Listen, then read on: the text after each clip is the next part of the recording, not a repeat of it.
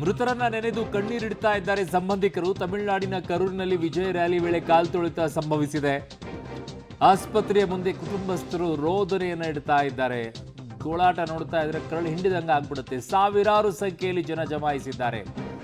ತಮ್ಮವರನ್ನ ಕಳೆದುಕೊಂಡಿರುವಂತವರು ಎಲ್ಲಿದ್ದಾರೆ, ಮಕ್ಕಳು ಎಲ್ಲೆಲ್ಲೋ ಹೋಗಿದ್ದಾರೆ, ಅವ್ರನ್ನ ಹುಡುಕ್ತಾ ಇದ್ದಾರೆ. ಯಾರು ಆಗಿದ್ದಾರೆ, ಏನಾಗಿದೆ, ನಾವೇನಾದ್ರೂ ಸಹಾಯಕ್ಕೆ ನಿಂತ್ಕೊಳ್ಬೋದಾ? ಅಸಹಾಯಕರಾಗಿ ನಿಂತ್ಕೊಂಡಿರೋರು ಹೆಚ್ಚಾಗಿದ್ದಾರೆ ನೋಡಿ.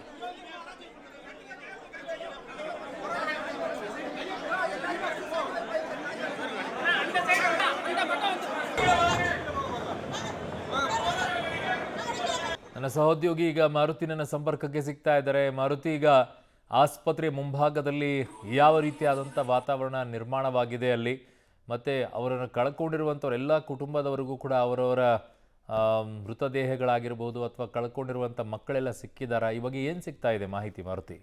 ಖಂಡಿತ ಅರುಣ್, ಆಸ್ಪತ್ರೆಯ ಮುಂಭಾಗದಲ್ಲಿ ಒಂದು ರೀತಿಯ ನರಕ ಸದೃಶ್ಯದ ವಾತಾವರಣ ಸೃಷ್ಟಿಯಾಗಿರುವಂಥದ್ದು. ಕರೂರಲ್ಲಿ ವಿಜಯ್ ಅವರ ರ್ಯಾಲಿ ಸಂದರ್ಭದಲ್ಲಿ ಆದಂತಹ ಭೀಕರ ಕಾಲ್ತುಳಿತ ಪ್ರಕರಣದಲ್ಲಿ 36ಕ್ಕೂ ಹೆಚ್ಚು ಜನ ಅಧಿಕೃತವಾಗಿ ಈಗ ತಮಿಳುನಾಡಿನ CM ಅಧಿಕೃತವಾಗಿ ಹೇಳಿರುವಂಥದ್ದು 36 ಜನ ಈಗ ಪಟ್ಟಿದ್ದಾರೆ ಅನ್ನುವಂಥ ವರದಿ. ಅದರಲ್ಲಿ 12 ಜನ ಮಕ್ಕಳು ಮತ್ತು 16 ಜನ ಮಹಿಳೆಯರು ಕೂಡ ಸೇರಿದ್ದಾರೆ. ಇನ್ನೂ ಸಾವಿನ ಸಂಖ್ಯೆ ಹೆಚ್ಚಾಗುವಂಥ ಸಾಧ್ಯತೆ ಇದೆ. ಮತ್ತು ಈ ಪ್ರಕರಣದಲ್ಲಿ ಆ ಗಾಯಾಳುಗಳ ಸಂಖ್ಯೆ, ತೀವ್ರ ಸ್ವರೂಪದ ಗಾಯಾಳುಗಳಾಗಿರುವಂಥವರ ಸಂಖ್ಯೆ 50ರಿಂದ 60ಕ್ಕೂ ಹೆಚ್ಚಾಗಿದೆ. ಇವ್ರನ್ನೆಲ್ಲ ಈಗಾಗಲೇ ಆಸ್ಪತ್ರೆಗೆ ಸೇರಿಸುವಂಥ ಪ್ರಕ್ರಿಯೆ ಆಗಿದೆ. ಮತ್ತು ಪ್ರಾಥಮಿಕ ಚಿಕಿತ್ಸೆ ನೀಡಿ ಅವರಿಗೆ ICUಯಲ್ಲಿ ಟ್ರೀಟ್ಮೆಂಟ್ ಕೊಡುವಂಥ ಚಿಕಿತ್ಸೆ ಆಗ್ತದೆ. ಮತ್ತೊಂದು ಕಡೆ ಅಲ್ಲಿ ಸೇರಿದ್ದಂತಹ ಸಾವಿರಾರು ಜನರು ನಮ್ಮ ಕುಟುಂಬಸ್ಥರಿಗೆ ಏನೋ ಹೋಗಿದೆಯಾ, ನಮ್ಮನೆ ಮಗ ಹೋಗಿದ್ದ, ನಮ್ಮನೆ ಮಗಳು ಹೋಗಿದ್ರು. ಯಾಕಂದರೆ ನಟ ಆಗಿರೋದ್ರಿಂದ ವಿಜಯ್ ಸಾಕಷ್ಟು ಅಭಿಮಾನಿಗಳಿದ್ರು. ಆತನನ್ನು ನೋಡಲಿಕ್ಕೋಸ್ಕರನೇ, ಅವನ ಭಾಷಣ ಕೇಳಲಿಕ್ಕಿಂತ ನೋಡಲಿಕ್ಕೋಸ್ಕರನೇ ಬಂದಂತಹ ಅಭಿಮಾನಿಗಳ ಸಂಖ್ಯೆ ಹೆಚ್ಚಾಗಿತ್ತು. ಆ ಅಭಿಮಾನಿಗಳ ಸಂಖ್ಯೆಯಲ್ಲಿ ಅಭಿಮಾನಿಗಳು ಈ ರೀತಿ ಕಾಲ್ತುಳಿ ಒಳಗಾಗ್ತಿದ್ದಾಗೇ ಅಲ್ಲಿಂದ ನಟ ಜವಾಬ್ದಾರಿ ಹೊತ್ತು ಆಸ್ಪತ್ರೆಗೆ ಸೇರಿಸುವಂಥ ಕೆಲಸ ಮಾಡಬೇಕಾಗಿತ್ತು. ಅದನ್ನು ಬಿಟ್ಟು ಅಲ್ಲಿಂದ ನೇರವಾಗಿ ಏರ್ಪೋರ್ಟ್ಗೆ ಹೋಗಿ ಅಲ್ಲಿಂದ ತಪ್ಪಿಸ್ಕೊಳ್ಳುವಂಥ ಪ್ರಯತ್ನ ಮಾಡಿದ್ದಾನೆ.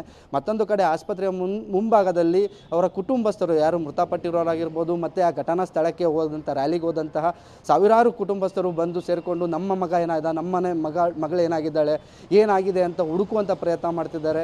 ಇನ್ನೂ ಐಡೆಂಟಿಫಿಕೇಷನ್ ಆಗುವಂಥ ಪ್ರಕ್ರಿಯೆ ಕೂಡ ಆಗಬೇಕು. ಮೃತಪಟ್ಟಿರೋರು ಯಾರು, ಎಲ್ಲಿಂದ ಬಂದಿದ್ರು, ಅವರ ಕುಟುಂಬಸ್ಥರಿಗೆ ಮೃತದೇಹ ಹಸ್ತಾಂತರ ಪ್ರಕ್ರಿಯೆ ನಾಳೆ ಆಗುತ್ತೆ. ಸದ್ಯ ತಮಿಳುನಾಡಿನ CM ಕೂಡ ಆಸ್ಪತ್ರೆಗೆ ಭೇಟಿ ನೀಡಿ ಅಲ್ಲಿನ ಸ್ಥಳದ ಪರಿಶೀಲನೆ ನಡೆಸುವಂಥದ್ದು ಮತ್ತು ವೈದ್ಯಕೀಯ ಸೌಲಭ್ಯ ನೀಡೋದಕ್ಕೂ, ಎಲ್ಲ ಚಿಕಿತ್ಸೆ ವೆಚ್ಚವನ್ನು ಸರ್ಕಾರನೇ ಭರಿಸೋದಕ್ಕೂ ಸಹ ಈಗಾಗಲೇ ಘೋಷಣೆ ಕೂಡ ಮಾಡಿದ್ದಾರೆ. ಮೃತರ ಕುಟುಂಬಕ್ಕೆ 10 ಲಕ್ಷ ಪರಿಹಾರ ಕೂಡ ಘೋಷಣೆ ಮಾಡಿರುವಂಥದ್ದು. ಇದರ ಜೊತೆಗೆ ಆಸ್ಪತ್ರೆ ಮುಂಭಾಗದಲ್ಲಿ ಅವರ ಕುಟುಂಬಸ್ಥರ ನರಳಾಟವನ್ನು ನೋಡೋಕ್ಕಾಗ್ತಿಲ್ಲ. ಒಂದು ಕಡೆ ಕಾಲ್ತುಳಿತಕ್ಕೆ ಒಳಗಾಗಿ ಮೃತಪಟ್ಟವರು ಒಂದು ಕಡೆ ಆಯಿತು ಅಂದರೆ ಕಾಲ್ತುಳಿತದಿಂದ ಪ್ರಾಣ ಉಳಿಸ್ಕೊಳ್ಳೋರ ಸಂಖ್ಯೆ ಕೂಡ ಹೆಚ್ಚಾಗಿದೆ.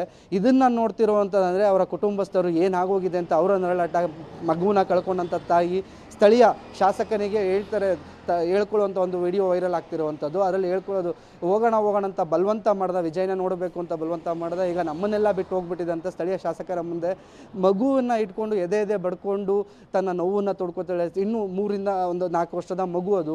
ಆ ಮಗು ಕೂಡ ಸತ್ತಿರುವಂಥದ್ದು. ಈ ರೀತಿ 12ಕ್ಕೂ ಹೆಚ್ಚು ಮಕ್ಕಳು ಈ ಘಟನೆಯಲ್ಲಿ ಮೃತಪಟ್ಟಿದ್ದಾರೆ. ಇನ್ನೂ ಆಸ್ಪತ್ರೆ ಇದನ್ನೆಲ್ಲ ಈಗ ಪ್ರಕ್ರಿಯೆ ಶುರು ಆಗುತ್ತೆ. ಯಾಕಂದರೆ ಮೃತರ ರಿಪೋರ್ಟ್ಗಳನ್ನ ಕೂಡ ಸಿದ್ಧ ಮಾಡಬೇಕು. ಯಾವ ಕಾರಣಕ್ಕೆ ಅದರ ಮರಣೋತ್ತರ ಪರೀಕ್ಷೆಗಳಾಗಬೇಕು.